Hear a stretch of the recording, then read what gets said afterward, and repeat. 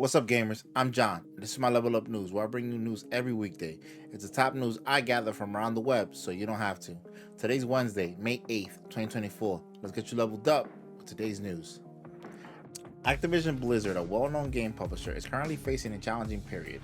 The company has been ordered to pay $23.4 million to a tech incubator called Acceleration Bay for patent infringement.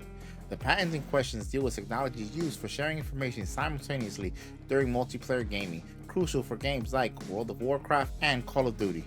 The legal battle, which started with a complaint filed in 2015, concluded with the jury ruling in favor of Acceleration Bay, accumulating $18 million of damages for World of Warcraft and $5.4 million for two Call of Duty titles.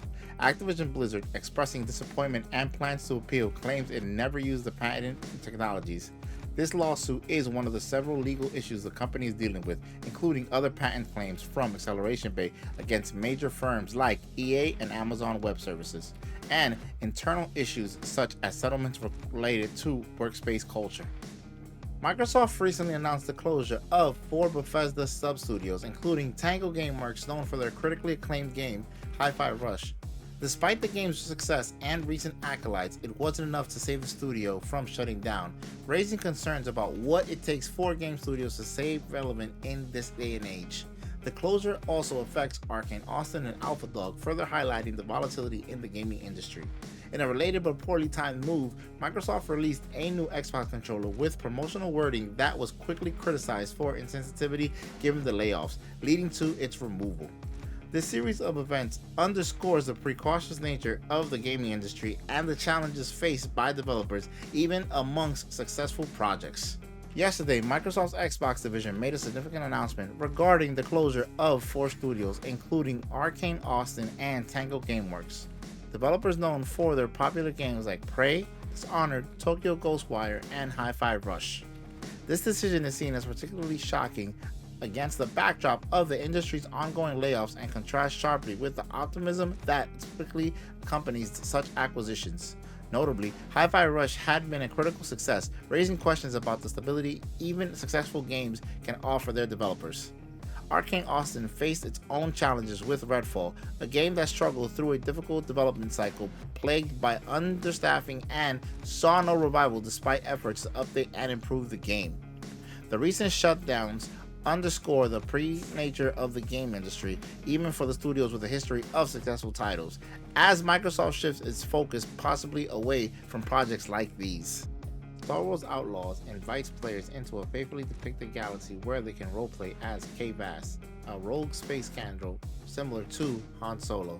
In the game, Kay starts with only her alien raccoon pet Nix and no loyalties, giving players the freedom to interact and build reputations with various criminal syndicates, including Jabba the Hutt's gang and the Crimson Dawn.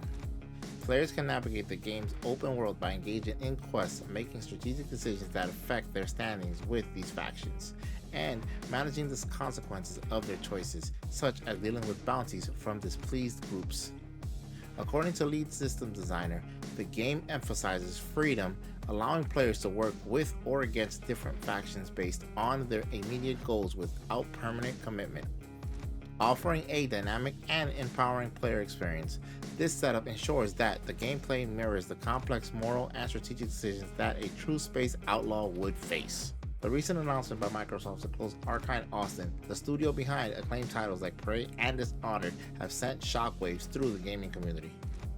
Despite the studio's strong portfolio and a history of delivering innovative games, it has not been immune to the industry-wide layoffs and closures affecting many. This move has sparked a wave of discontent among fans and gamers who feel powerless to change the fate of the beloved developers. In a response to the closure, many are revisiting Arcane Austin's greatest hits like Prey, which is currently on sale. Recently, the gaming community was stirred by Microsoft's decision to close major studios, momentarily overshadowing last week's controversy where Sony required all Helldivers 2 PC players to link a PlayStation Network account to continue playing, including in regions where PSN isn't available. This sparked a fierce backlash from players, leading to a wave of negative Steam reviews. However, when Sony revised this requirement, the community rallied to restore the game's reputation, successfully changing over 200,000 reviews from negative to positive. significantly improving the game's rating on Steam to 72% from below 50%. Despite this positive turn, issues remain, such as Sony's initial decision to pull the game from sale in 177 regions, which has not yet been fully reversed. Additionally, the community manager who encouraged the negative reviews may have faced consequences, rising concerns about the impact of corporate decisions on individuals within the gaming industry. Now, with the controversy abating, Helldivers 2 is moving forward with new updates and content, signaling a return to business as usual. Destiny 2 is set to release its PvP gameplay with the introduction of 3 new maps in the Crucible arena, just in time for the upcoming release of the Final Shape expansion in June. These maps, showcased in a recent livestream, include Advertised Labs on Europa's icy moon, Desolants aboard a pyramid ship, and a Circus Plaza, a futuristic shopping mall in Neomuna. Each map is designed for a 3v3 play, brings a unique setting and style, reflecting the diverse environments introduced in recent expansions. This update marks a significant addition to the Crucible's map roster, enhancing the PvP experience with a varied and strategic complex battlegrounds. These maps are currently playable in the 3v3 New Territory playlist and are available for all game modes within the Crucible. And finally, Hades 2, launched earlier this week by Supergiant Games, has quickly gained traction in early access, surpassing the peak player count of its predecessor with over 100,000 concurrent players. Building on the original success, Hades 2 enhances the roguelike dungeon crawler experience with more environments, foes, and fully voiced characters rooted deeply in Greek mythology and witchcraft themes.